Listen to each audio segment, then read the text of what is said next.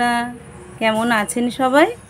মণ্ডল cooking হাউসের পক্ষ থেকে সবাই শুভ কামনা জানিয়ে আজকে এক নতুন রেসিপি নিয়ে এসেছে। আর এই নতুন রেসিপিটি মাই রান্না করবে। মা ছোটোবেলাতে মা দিদার হাতে এই রান্নাটা খেয়েছিল। মা তাই বলল, আমি যেভাবেই আমার দিদার হাতে এই রান্নাটা খেয়েছি সেইভাবেই আজকে তোদেরকে করে আমি খাওয়াবো। তাই দেখুন, আপনাদের সাথেই মা সেই রান্নাটা করে দেখাবে। আর মার কাছে শুনুন মা এই রান্নাটা কিভাবে মার দিদিমার হাতে খেত। আমরা ছোটোবেলা খেয়েছি আমার দিদিমার হাতের রান্না। গাছের যে শাক পাতা, বাড়িতে যে সবজি থাকতো তাই দিয়ে দিদিমা রান্না করতো। কত সুন্দর রান্না, তার টেস্টই আলাদা। আজকের আমি সেই রান্নাটা করে তোমাদের কাছে দেখাবো। মা, গাছের এত সুন্দর তুমি এইগুলো কেটে নিয়েছো? বাবা, এত মোটা মোটা গো, কুমড়োর ডাঁটা এত মোটা হয়? খুব সারি জায়গা না। এই দেখো সব ফুল ছিল, এই দেখো ছোট ছোট কুমড়ো তো আছে, এই তো গুটি ছিল তো, তাহলে কাটলে কেন? আরো কত রয়েছে, ও অনেক আছে। কুমড়ো হয় না যে ডালেতে কেটে খেয়ে নি। এই মোটা মোটা ডাঁটা দারুণ লাগবে। কি দিয়ে রান্না করবে এটা? ওই তো নিরামিষ চচ্চড়ি করবো। নিরামিষ? তারপরে আলু দইয়ের সঙ্গে এই ভেন্ডি দেওয়া যায়।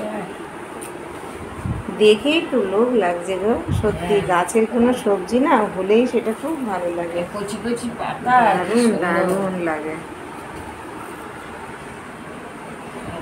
এই দেখুন, এখান থেকেই মা কুমড়ো শাকগুলো কেটে নিয়ে গেছে, কচি কচি ডগা দেখে। আর কি সুন্দর কুমড়ো শাকগুলো হয়েছেও, খুব দারুণ। আমি এখানে নিয়েছি কিছুটা কুমড়ো শাকের ডগা কেটে নিয়েছি, তার ডাঁটাগুলো আলাদা করে রেখেছি, আর এখানে শাকেরগুলো আলাদা করে রেখেছি। গাছের বেগুন নিয়েছি, আমাদের গাছের পেঁপে নিয়েছি, আর এখানে নিয়েছি গাজর আর কিছুটা আলু কেটে নিয়েছি। এর সঙ্গে সয়াবিন নিয়েছি, কিছুটা সয়াবিন দিয়ে আমি একটা সুন্দর নিরামিষ রেসিপি বানাবো। মা, ঘরে আর সবজি ছিল না? না, ঘরে আর সবজি ছিল না, এই সবজিগুলোই ঘরে ছিল, তাই এই দিয়ে আজকে বানিয়ে দেবো। ঠিক আছে, চলো। আমি কিছুটা সয়াবিন গরম জলে ভিজিয়ে রেখেছিলাম। এগুলো আমি জল থেকে ভালো করে জলটা এইভাবে নিয়ে তুলে নেব।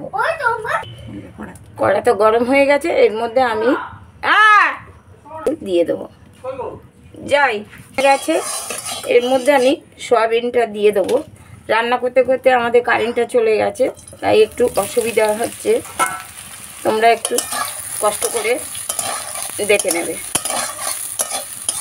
সয়াবিনটা ভালো করে লাল লাল করে ভাজা হয়ে গেছে, এবারে আমি এগুলো উঠিয়ে নেব। বেশ কিছুটা সাদা তেল দিয়ে দেবো। এই রান্নাটা করতে গেলে সাদা তেল লাগে? হ্যাঁ, এটা নিরামিষ রান্না তো, এটা সাদা তেল ও সরষের তেল দুটোতেই করা যায়। আমি আজকে সাদা তেল দিয়ে করছি। তেলটা গরম হয়ে গেছে, আমি দুটো তেজপাতা, শুকনো লঙ্কা দিয়ে দেবো, আর 5 ফোড়ন দিয়ে দেবো, হাফ চামচ হিং দিয়ে দেবো। আমি আনাজগুলো ভালো করে তেলের মধ্যে কষে নেব।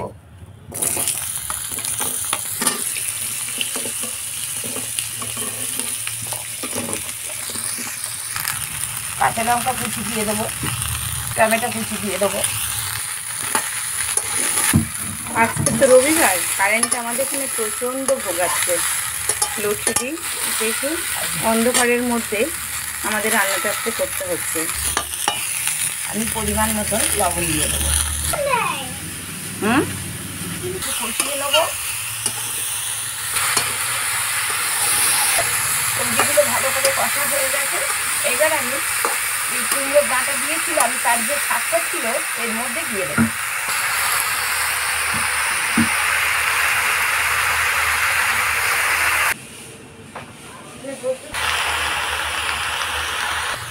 এই রান্নাটা হলুদ দেব না, আমার দিদিমা রান্না করতে হলুদ দিত না। স্বাদ মতন একটু চিনি দিয়ে দেবো।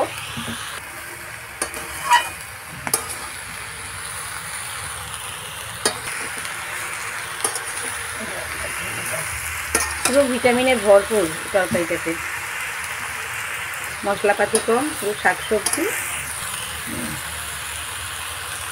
সব গাছের জিনিস টাটকা তুলেই রান্না। এই যে কি স্বাদ, যারা খেয়েছে তারা জানে। হ্যাঁ, এই রান্নাটা হলুদ লাগে না, লাগে না মানে আমরা দেবো না। আমরা খেয়েছিলাম দিদিমার কাছে হলুদ ছাড়া, সম্পূর্ণ নিরামিষ। এখানে সম্পূর্ণ নিরামিষ বলার কারণও আমি ভুলে দিলাম, মানে যখন কোনো উপোস বলুন, কোনো কিছু বার ব্রত করবেন, তখন এই তরকারিটা করবেন। এই জন্যই নিরামিষ বলতে আমরা শনিবার বৃহস্পতিবার এটাকে মানি, কিন্তু যখন আমরা কোনো উপোস করে থাকি সেই দিন করে এই তরকারিটা রান্না করলে সেটাকেই আমরা বলছি আর কি সম্পূর্ণ নিরামিষ।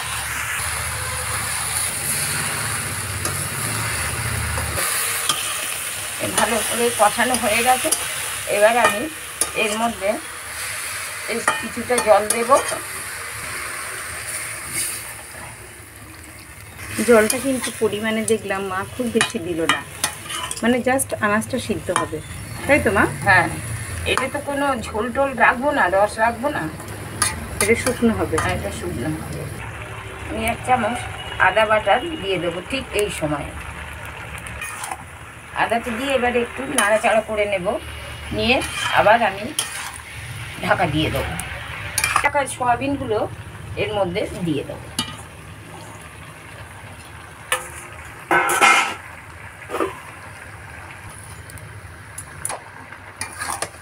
রাখা জিরে, ধনে আর লঙ্কা গুঁড়ো আমি দিয়ে দেবো এর মধ্যে।